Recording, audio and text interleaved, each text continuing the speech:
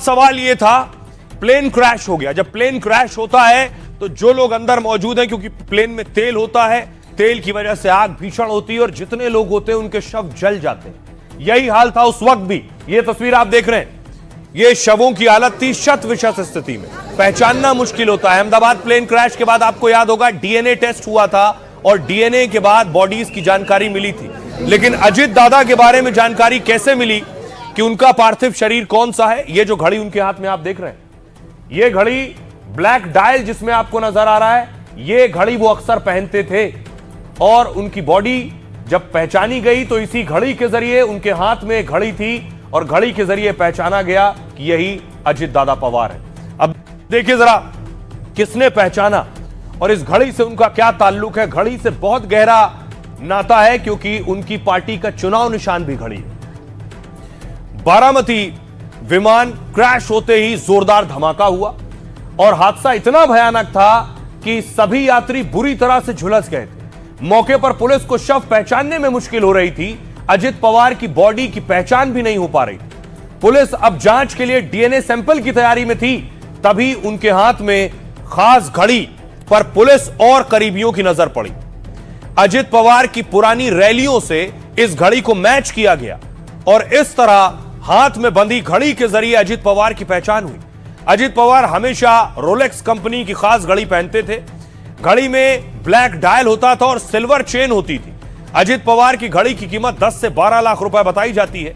वैसे घड़ी से अजित पवार का बहुत खास लगाव भी इसलिए था क्योंकि उनकी पार्टी यानी एनसीपी का चुनाव चिन्ह भी घड़ी है। चुनाव चिन्ह में घड़ी का समय 10:10। एनसीपी की जो घड़ी है उसमें चुनाव चिन्ह का समय है 10:10।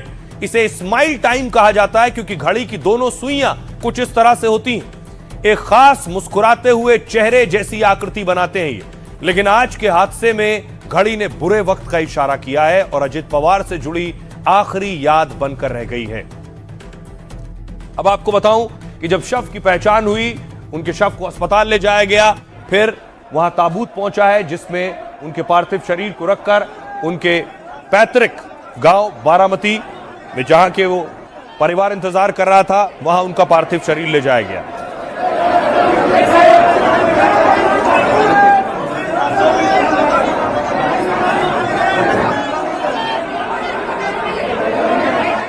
अब देखिए जरा, उसके बाद अब सवाल यह है कि जांच आगे बढ़ेगी तो जांच के लिए साइट पर आईजी पहुंचे जहां यह हादसा हुआ है, सबूत जुटाए जा रहे हैं।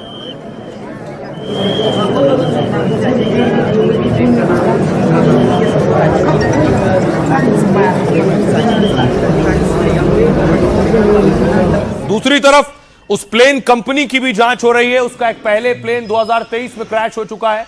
यह वो प्लेन कंपनी का ऑफिस है, वीएसआर वेंचर्स।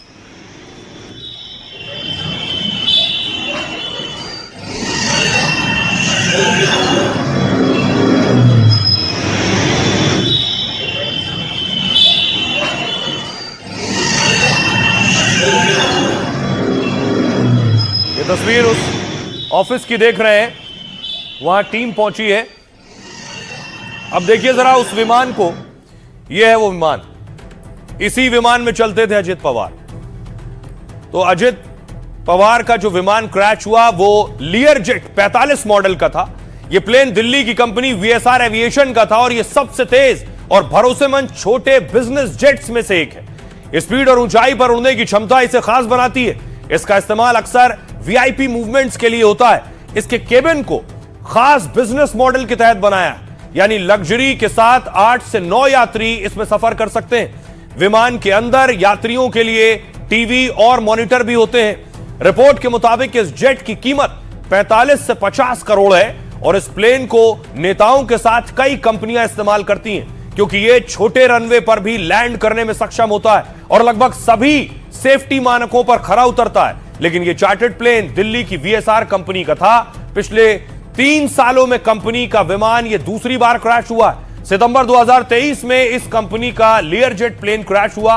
विशाखापट्टनम से मुंबई आते समय विमान हादसा हुआ और उस वक्त विमान में 8 यात्री सवार थे जिन्हें गंभीर चोटें आईं और गनीमत रही कि हादसे में किसी भी यात्री की जान नहीं गई थी। तब सुनिए जरा, अब आपको सुनवाता हूं इस कंपनी के डायरेक्टर का क्या कुछ कहना। मेरे पास जब कॉल आया जब कि एयरक्राफ्ट इज क्रैश लैंडेड, उसके बाद there was no one to whom I could contact. उसमें ना तो आप थे ना मैं था, कोई नहीं था। वो पायलट का डिसीजन था। इस बार फ्लाइट एकदम परफेक्ट था, बिल्कुल परफेक्ट था। और ये मैं नहीं कह रहा हूँ, technically the DGCA investigates, the DGCA can only speak, I cannot speak. Certainly, sir. I'm not the investigating authority. अब सवाल यह है, इस प्लेन क्रैश की जांच हो रही है, हादसा या साजिश पर, लेकिन अजित पवार अकेले नहीं थे प्लेन में। उनके साथ देखिए कौन कौन था। यह तस्वीर आप देख रहे हैं, अजित पवार के PSO थे, उनके बॉडीगार्ड थे, उनके अंगरक्षक थे, साई की तरह उनके साथ रहते थे और इस प्लेन में भी उनके साथ सवार थे। लंबे वक्त तक विदित जाधव अजित पवार के साथ रहे हैं। इसके अलावा 2 और लोग उस प्लेन में सवार थे। पिंकी माली केबिन क्रू थी और शांभवी पाठक को पायलट थी। कैप्टन शांभवी पाठक भी प्लेन में सवार थी। सभी की इस हादसे में मौत हो गई। और इसके अलावा देखिए, इसमें जो पायलट थे, मेन पायलट थे, वो थे सुमित कपूर, कैप्टन सुमित कपूर। इनका भी निधन हो गया उस प्लेन क्रैश में। आइए इनके बारे में आपको बताऊं, इनका कनेक्शन क्या है और ये कहां से ताल्लुक रखते हैं। विमान में अजित पवार के साथ 4 और लोग मौजूद थे। अजित पवार के पर्सनल सिक्योरिटी अफसर विदित जाधव मुंबई पुलिस के 2009 बैच के कांस्टेबल थे। प्रदेश के स्पेशल प्रोटेक्शन यूनिट का हिस्सा थे। कई सालों से अजित पवार के साथ ही तैनात थे। इसके अलावा प्लेन के पायलट इन कमांड यानी मुख्य पायलट थे कैप्टन सुमित कपूर। 16,000 से ज्यादा घंटे विमान उड़ाने का अनुभव था। सहारा जेट एयरलाइंस में पहले काम कर चुके हैं और आखिरी बार ATC से बात कर कहा रनवे विजिबल है, यानी आगे उन्हें दिखाई दे रहा है। कैप्टन शांभवी पाठक, शांभवी को पायलट फर्स्ट ऑफिसर थी उस फ्लाइट में। पिता आर्मी अफसर थे। एयरफोर्स स्कूल से शांभवी ने पढ़ाई की। न्यूजीलैंड से फ्लाइट ऑपरेशन की स्पेशल ट्रेनिंग ली थी। इन्होंने कई नए पायलट को ट्रेनिंग भी दी है। 2022 से प्राइवेट चार्टर्ड प्लेन में फर्स्ट ऑफिसर थी। पिंकी माली, 29 साल की पिंकी फ्लाइट में केबिन क्रू मेंबर थी। यूपी के जौनपुर की रहने वाली, मुंबई में रहती थी पिंकी। 8 साल से प्राइवेट चार्टर्ड प्लेन में काम कर रही थी। एक दिन पहले ही परिवार को फोन किया था। पिता को बताया कि अजित पवार के साथ बारामती जा रही हैं। अब फ्लाइट में अजित पवार के अलावा जो बाकी 5 लोग मौजूद थे, उनका परिवार क्या कह रहा सुनिए। सुबह में समाधान सरवनकर जी का फोन आया और मैं इनसे बात कर ही रहा था कि कट गया, तो मुझे डाउट हुआ कि क्यों फोन किए। इतने में मैं चैनल चालू किया तो मैं टीवी से मुझे मालूम पड़ा कि अजित दादा का ऐसा हो गया। फिर बाकी लोगों का फोन आना चालू हो गया कि अरे पिंकी माली आपकी लड़की का अटेंडेंट थी, ऐसा ऐसा। अभी 1 घंटा हुआ। ऐसे मन बहुत घबरा रहा था। मैं सोच रही थी कि क्या कुछ तो हुआ है, पर ये लोग मुझे बता नहीं रहे थे, लेकिन मुझे अंदर से लग रहा था।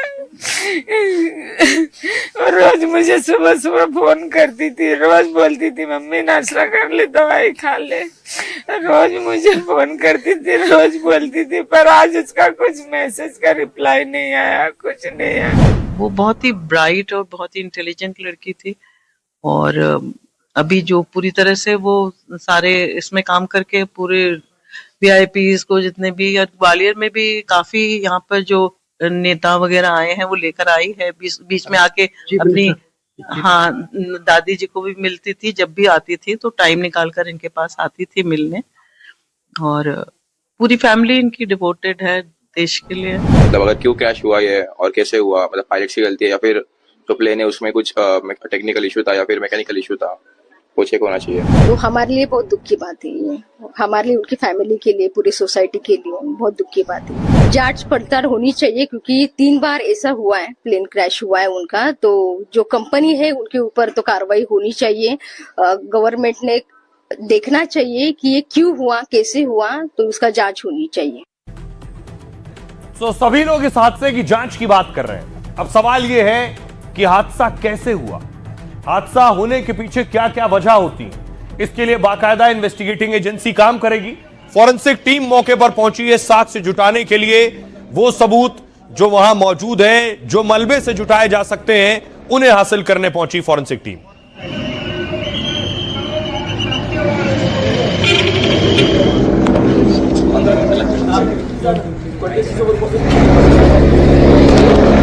अब देखिए जरा कैसे पता चलेगा हादसा कैसे हुआ और ऐसे हादसे कैसे होते हैं। पहली वजह होती है खराब मौसम।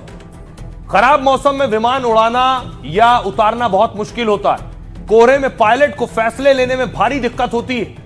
विजिबिलिटी कम होने पर रनवे का सही पता नहीं चल पाता है और ऐसे में गलती और हादसे की संभावनाएं बढ़ जाती हैं। तो क्या बारामती में अजित पवार के विमान में यही हुआ? क्या घने कोहरे की वजह से उनका विमान क्रैश हुआ? दूसरी वजह तकनीकी खामी।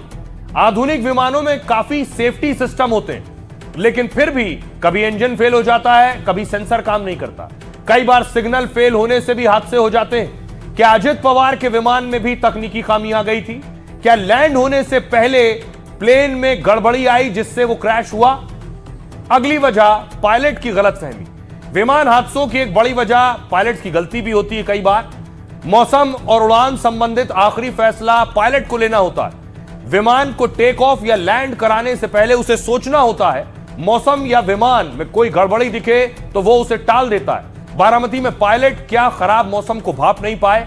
क्या उन्हें विमान उतारने या फिर उड़ाने में भ्रम हो गया उस वक्त? एक और बड़ी वजह एटीसी एयर ट्रैफिक कंट्रोल की लापरवाही भी होता है। विमान के उड़ान और लैंडिंग का पूरा कंट्रोल इस एटीसी के पास होता है। एटीसी पायलटों को बताता है कि दूसरे विमानों से कितना दूर रहना है। एटीसी से ही पायलट को कमांड मिलती है कि कब और कहां लैंड करना है। खराब मौसम या तकनीकी दिक्कत में एटीसी निर्देश देता है। एटीसी अगर गलत जानकारी देता है तो भी बड़ा हादसा हो सकता है। बारामती में क्या एटीसी से सही जानकारी दी गई, इसकी भी जांच होगी। क्या पायलट को सही और जरूरी निर्देश दिए गए थे? अगली वजह विमान हादसे की जांच अब तेजी से होगी। उड्डयन मंत्री राम मोहन नायडू ने जांच के आदेश दे दिए हैं। एयरक्राफ्ट एक्सीडेंट इन्वेस्टिगेशन ब्यूरो एएआईबी जांच में जुट गई है। एएआईबी की एक टीम विमान ऑपरेटर कंपनी के दिल्ली ऑफिस पहुंची। दूसरी टीम बारामती में हादसे से जुड़े आंकड़े और साक्ष्य जुटाएगी। फॉरेंसिक टीम भी बारामती से साक्ष्य जमा कर रही है।